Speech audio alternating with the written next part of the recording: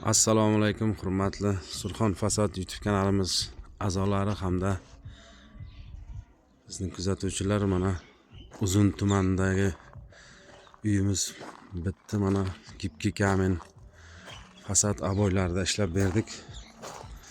Uyimiz ham oq qora ranglarda ishlandi. Bu ko'cha tarafi, ko'chadan kirib kelaverish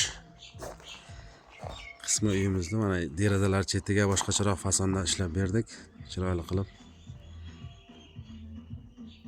oq miramir ko'rinishdagi fasonda ishladik. Bu ko'cha qismi. Darvozadan kirganda hovlisini ham ishladik. Ichkari qismlarini ham hozir ko'rsatib o'tamiz. Mana bu yog'i darvozadan kirganda hovli qismlari. Surxondaryo Uzun tumanida qilindi bu uyimiz.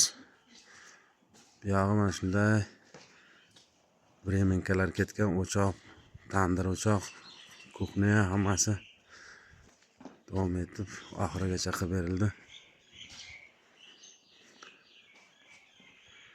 Bu esa banni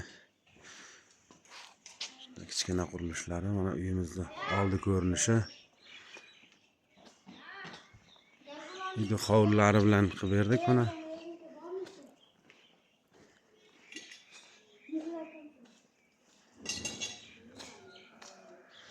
Mana esa darvozaxona. Darvozadan kirganda ikki tomoni bu yog'i mehmonxona, gostinniy, pastinniy shunday qurilgan uy, hovli.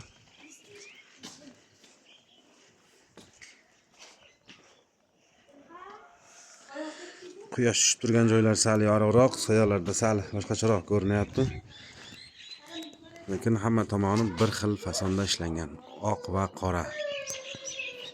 Qoralarimiz adnatonoviy, oqlarimiz miramir ko'rinishda projilkalar tashlaganmiz. Do'stlar, kanalga obuna bo'lib bosib qo'yasiz. Kimga agar shunaqa xizmatlar kerak bo'lsa, hozirda bizda aksiya ketyapti. Aksiyada ishtirok etib bemalol murojaat qilishingiz mumkin. Uyimizni ko'cha qismini yana bir bor ko'rsatib o'tamiz. Mana ko'cha qismi. Atkoslariga sal boshqacharoq qilganmiz. Ko'cha qismini ichkari boshqa zebra fason, tashqarida esa korona qilib berdik. Uyimiz ko'chadan kirib kelish holati. Hammaga rahmat e'tibor uchun. Kimga shunaqa xizmatlar qiziq bo'lsa, bemalol pastdagi nomerlarga murojaat qilasizlar.